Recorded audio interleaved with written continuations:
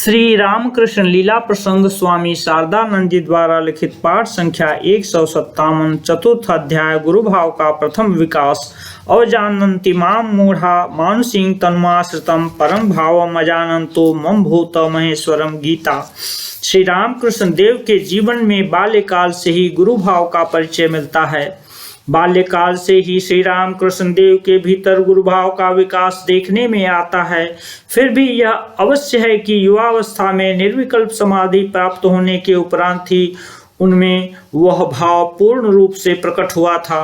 हमारे इस कथन से कि बाल्यकाल से ही उनके भीतर इस भाव का विकास हुआ था, कोई यह न समझे कि उनके गौरववर्धन के निमित्त हम इस बात को अतिरंजित कर रहे हैं।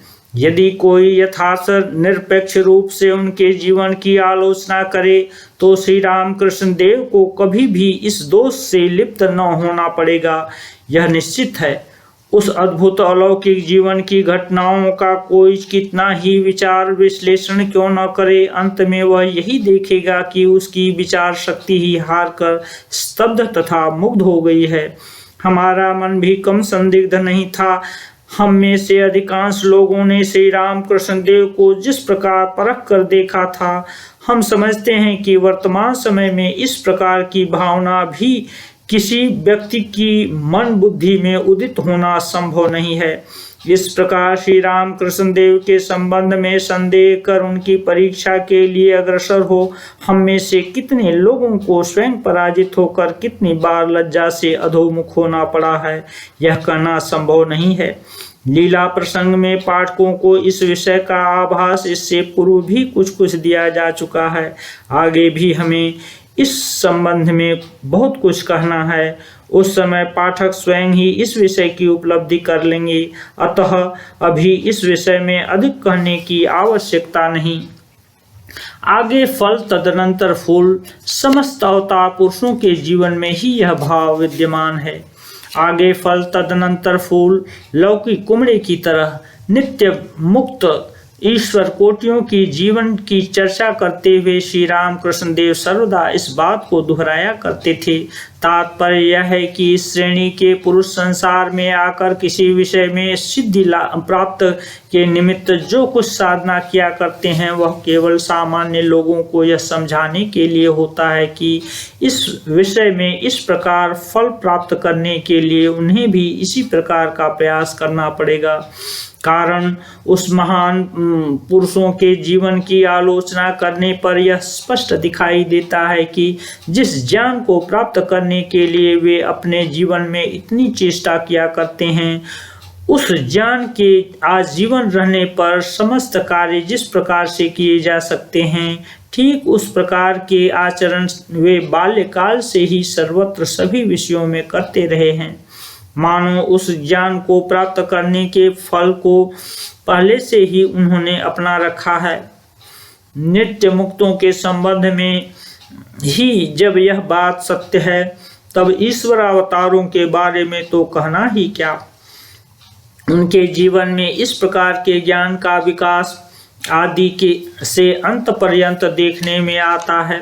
शास्त्रों में सभी देश तथा युग के ईश्वर अवतारों के संबंध में इस बात की सत्यता लिपिबद्ध है। साथ ही यह भी देखा जाता है कि विभिन्न युग के ईश्वर अवतारों के अधिकांश व्यवहार आचरण में एक अदृष्ट पूर्व सादृश्य विद्यमान है। जैसे स्पर्श मात्र से धर्म जीवन के संचार की घटनाएं ईसा, चैतन्य देव तथा श्री रामकृष्ण देव सभी के जीवन में देखने को मिलती हैं। इसी प्रकार उनके जन्म के समय विशिष्ट धर्मपरायण व्यक्ति को अलौकिक रूप से उस विषय का ज्ञान होना, बाल्यावस्था से ही उनके अंदर गुरु भाव का विकास होना, इस बात की बाल्यकाल से ही उपलब्धि करना कि साधारण मानवों को उन्नत बनाने के निमित्त विशेष मार्ग प्रदर्शन के निमित्त ही वे अवतीर्ण हुए हैं, इत्यादि बातें उनमें एक सी दिखाई देती हैं। अतः श्री रामकृष्ण देव के जीवन में बाल्यावस्था से ही गुरुभाव आदि के विकास की बात को सुनकर आश्चर्यान्वित होने का कोई कारण नहीं है, क्योंकि अवतार पुरुषों की श्रेणी ही पृथक होती है। यह मानकर चलना कि साधारण मानवों के जीवन में इस प्रकार की घटनाएं कभी संभव नहीं होती और इसलिए अवतार पुरुषों के जीवन में भी उनका होना असंभव है, महान भ्रम में फंसना है। कामारपुकुर में श्री राम कृष्ण देव के गुरु भाव का प्रथम विकास, लाहा बाबुओं के घर पर पंडित सभा में शास्त्र विचार। श्री राम कृष्ण देव के जीवन में गुरु भाव का प्रथम ज्वलंत निदर्शन उनकी जन्मभूमि कामारपुकुर में देखने को मिलता है। उस समय उनका यज्ञोपवीत हो चुका था, अतः उनकी आयु 9-10 वर्ष की रही होगी। गांव के जमींदार लाहा बाबुओं के घर पर श्राद्ध के उपलक्ष्य में उस अंचल के पंडित वर्ग को आमंत्रित किया गया था एवं अनेक पंडितों के एकत्रित होने पर प्रायः जैसा होता है कि वैसा ही महान तर्क वितर्क होने लगा। बहुत कुछ तर्क वितर्क होने पर भी किसी शास्त्रीय प्रश्न विशेष की कोई मीमांसा नहीं हो रही थी। ऐसे समय बालक गदाधर ने यानी श्री राम कृष्ण देव ने अपने परिचित एक पंडित जी से कहा, क्या अमुक प्रकार से इस प्रश्न की मीमांसा नहीं हो सकती? वैसे उस सभा में गांव के बहुत से बालक कुतूहल वश गए थे। पंडितों के विभिन्न प्रकार के हाव भाव के साथ उच्च स्वर से होने वाले वाग युद्ध का उन्हें कुछ भी अर्थबोध न होता था, अतः उनमें से कोई उसे परिहास कौतुक समझकर हंस रहा था, कोई ऊब कर पंडितों के हाव भाव का अनुकरण कर रहा था और कोई उस ओर ध्यान न देकर खेलने में मस्त था। परंतु उस अपूर्व बालक ने पंडितों की संपूर्ण बातों को धैर्यपूर्वक सुना तथा समझा एवं अपने मन में विचार विमर्श कर सुंदर मीमांसा कर दी। यह सब देखकर सर्वप्रथम तो पंडित जी अवाक रह गए, परंतु फिर अपने परिचित पंडितों से गदाधर की मीमांसा की बात बताने लगे। तत्पश्चात समस्त पंडित मंडली ने स्वीकार किया कि हाँ, उस विषय की वही एकमात्र मीमांसा है। अब तो वे यह ढूंढने लगे कि वह कौन तीक्ष्ण बुद्धि है जिसे सर्वप्रथम यह अपूर्व मीमांसा सूझ पड़ी। जब उन्हें निश्चित रूप से यह विदित हो गया कि बालक गदाधर का ही यह कार्य है, तब कोई स्तंभित होकर उस बालक को दैवी शक्ति संपन्न समझते हुए उसकी ओर देखने लगे और कोई आनंद विह्वल हो उससे अपनी गोद में उठाकर आशीर्वाद देने लगे। ईसा के जीवन में इस प्रकार की घटना जेरूशलम का यहोवा मंदिर।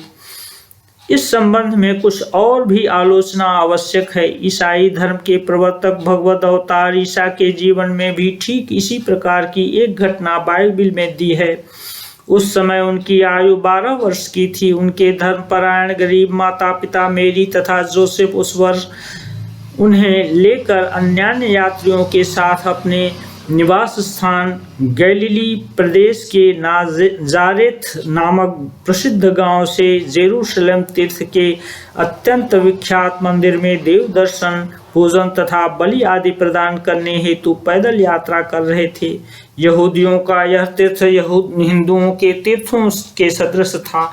वहां पर सोने की डिबिया में देवता के आविर्भाव को प्रत्यक्ष कर भक्त साधक अपने को कृतार्थ अनुभव करते थे एवं उसके समक्ष एक वेदी पर धूप धूना जलाते थे तथा पत्र पुष्प फल मूल चढ़ाते थे एवं भेड़ कबूतर आदि पशु पक्षियों की बलि देकर पूजा किया करते थे। हिंदुओं के कामाख्या पीठ तथा विंध्याचल आदि तीर्थों में कबूतर आदि पक्षियों के बलि प्रदान करने की प्रथा आज भी प्रचलित है। उस समय के यहूदी तीर्थयात्री जोसेफ तथा मेरी शास्त्रानुसार दर्शन, पूजन, बलिदान, हवन आदि संपन्न करने के पश्चात अपने साथियों को लेकर गांव की ओर लौटे। उस समय विभिन्न दिशाओं से जेरूशलम के दर्शन के निमित्त आने वाले यात्रियों की दशा वैसी ही थी जैसी रेल शुरू होने से पूर्व श्री जगन्नाथ धाम आदि तीर्थ दर्शनार्थी पैदल यात्रियों की थी। ऐसा सुना जाता है कि उस समय विस्तृत मार्ग के बीच बीच वृक्ष, कुआं, तालाब आदि की सुविधा थी तथा जगह जगह पर विश्राम के लिए चट्टी, सराय या धर्मशालाओं की भी कमी नहीं थी। तीर्थयात्रियों के सहचर पंडे चावल, दाल, आटा इत्यादि नितांत आवश्यक वस्तुओं के लिए बनियों की दुकानें, धूल गर्द धर्म चिंतन को विस्मृत कर देने वाले निद्रा आलस्य के शत्रु, एतदर्थ यात्रियों के परम मित्र मच्छर, चोर डाकुओं से परस्पर की रक्षा के निमित्त विभिन्न गांव कस्बे के यात्रियों का दलबद्ध होकर चलना तथा अंत में यात्रियों की नितांत ईश्वर निर्भरता एवं भगवत भक्ति, ये सब कुछ विद्यमान थे। यहोवा मंदिर में ईसा की शास्त्र व्याख्या। ईसा के माता पिता लौटते समय अपने दल के साथ अपने समीप ईसा को न देखकर यह सोचने लगे कि बालक संभवतः और किसी यात्री के साथ पीछे आ रहा होगा, किंतु बहुत दूर तक चलने के बाद भी जब उन्होंने ईसा को नहीं देखा तब वे अत्यंत चिंतित हुए, ढूंढा खोजा, परंतु फिर भी उन्हें अपने दल में ईसा का कोई पता नहीं लगा। तब व्याकुल होकर वे पुनः जेरूशलम की ओर लौटे। वहां जाकर विभिन्न स्थलों में खोज करने पर भी बालक का कोई पता न लगा। अंत में ढूंढते हुए मंदिर के अंदर जाकर उन्होंने देखा कि बालक ईसा शास्त्रवेत्ता और साधकों के बीच बैठकर शास्त्र विचार कर रहा है तथा शास्त्र के जटिल प्रश्नों की मीमांसा, जो पंडित वर्ग भी नहीं कर पा रहे थे, अपूर्व रूप से करके सबको मोहित कर रहा है।